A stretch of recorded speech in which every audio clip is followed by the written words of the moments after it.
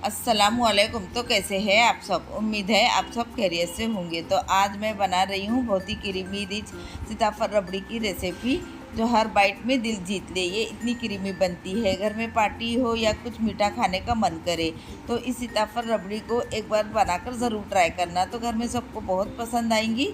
चलो देख लेते हैं कैसे बनाते हैं।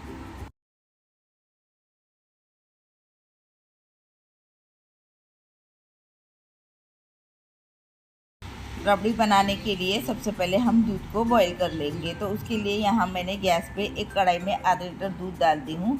तो मैं 1 लीटर दूध की रबड़ी बना रही हूँ, तो आधा लीटर दूध मैं और डालूँगी।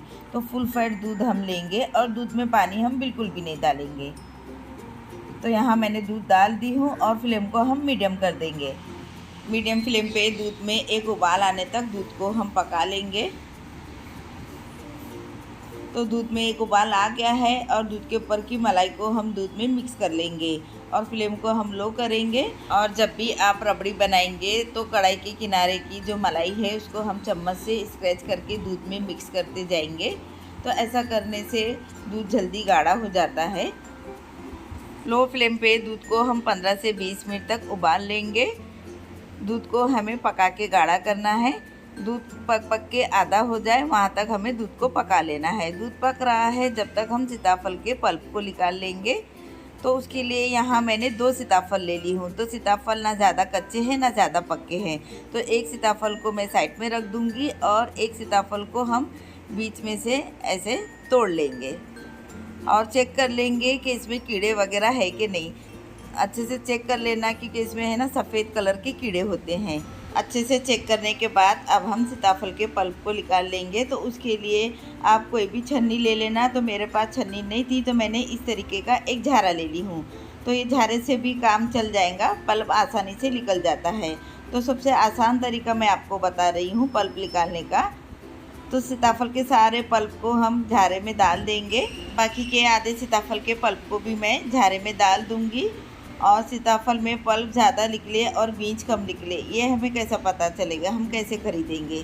तो मैं आपको बता दूं, आप देख सकते हैं एक सीताफल लेके मैं आपको बता रही हूँ। ये बड़ी बड़ी आँख वाले सीताफल लेंगे ना तो पल्प ज़्यादा और बीज कम निकलेंगे। छोटी छोटी आँख वाले सीताफल हमें नहीं लेना है। तो अब हम क्या करेंगे, पल्प को झारे में डालने के बाद इस तरीके से चम्मच से हम प्रेस करते जाएंगे, दबाते जाएंगे कि इसका जो पल्प है वो नीचे बाउल में आ जाए और बीज झारे में ऊपर रह जाए। तो यहाँ मैंने दोनों सीताफल का पल्प निकाल ली हूँ। अब हम पल्प में से बीज को अलग कर देंगे। तो मेरे बताए हुए तरीके से अगर आप सीताफल खरीदेंगे तो बीज कम और पल्प ज़्यादा निकलेगा। तो आप देख सकते हैं ये बाउल में इतना पल्प है और झारे में इतना पल्प है और कितनी बीज निकली है 2 सीताफल में, आप देख सकते हैं।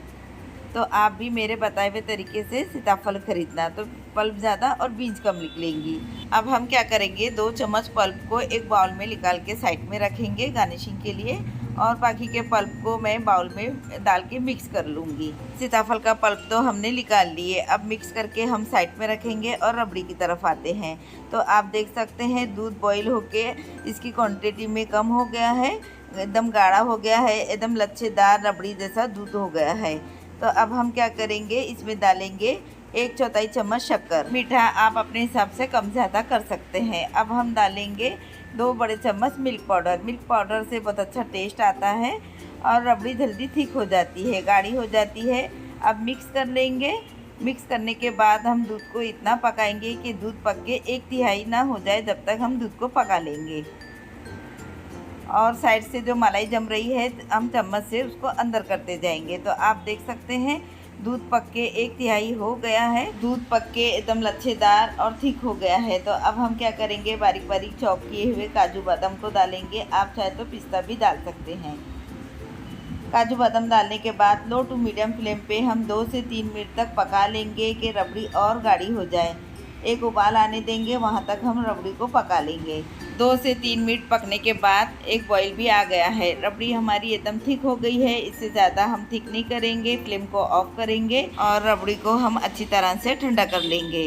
जल्दी ठंडा होने के लिए मैं रबड़ी को पंखे के नीचे रख दूँगी और रबड़ी ठंडी होने के बाद हम सीताफल के पल्प को मिक्स कर लेंगे। तो यहाँ रबड़ी ठंडी हो गई है, तो आप देख सकते हैं कितनी क्रीमी रिच एकदम लच्छेदार हमारी रबड़ी बनके तैयार हो गई है।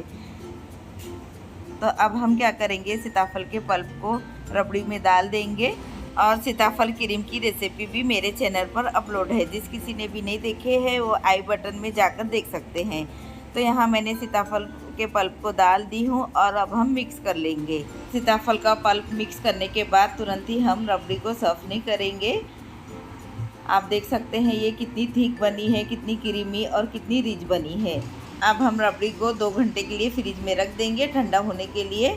2 घंटे बाद हम फ्रिज से रबड़ी को निकाल के एकदम ठंडा ठंडा सर्व करेंगे। तो 2 घंटे बाद मैंने फ्रिज में से निकाल ली हूँ। तो आप देख सकते हैं ये कितनी क्रीमी और रिच बनी है, कितनी थिक हो गई है। तो अब हम सर्व कर लेंगे। माशाल्लाह बहुत ही क्रीमी और रिच ये सीताफल की रबड़ी बनी है। तो घर में पार्टी हो या मीठा खाने का कुछ मन करे तो इस सीताफल की रबड़ी को एक बार आप भी मेरे इस तरीके से ज़रूर बनाना। तो यहाँ मैंने सर्व कर ली हूँ। तो अब हम क्या करेंगे, जो सीताफल के पल्प को मैंने साइड में निकाल के रखी थी वो पल्प से हम गार्निश कर लेंगे। तो बीच में इस तरीके से हम रख देंगे और बारीक बारीक चॉप किए हुए काजू बादाम से हम गार्निश कर लेंगे। तो आप देख सकते हैं ये देखने में जितनी अच्छी लग रही है, खाने में उससे ज़्यादा टेस्टी बनी थी। तो आप भी मेरे इस तरीके से सीताफल रबड़ी को एक बार बनाएंगे तो नॉर्मल रबड़ी से भी ज़्यादा आपको ये सीताफल रबड़ी पसंद आएगी।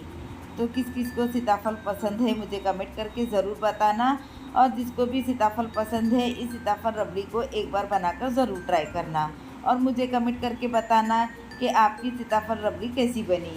तो कैसी लगी आपको मेरी ये रेसिपी सीताफल रबड़ी की, कमेंट करके ज़रूर बताना। लाइक करना, अपने दोस्तों में रिश्तेदारों में शेयर ज़रूर करना। जिन्होंने अभी तक सब्सक्राइब नहीं किए हैं वो सब्सक्राइब भी ज़रूर करें, बेल आइकन को भी ज़रूर प्रेस करें। दुआ में याद रखें। फिर मिलती हूँ एक और रेसिपी के साथ, तब तक के लिए अल्लाह हाफिज़।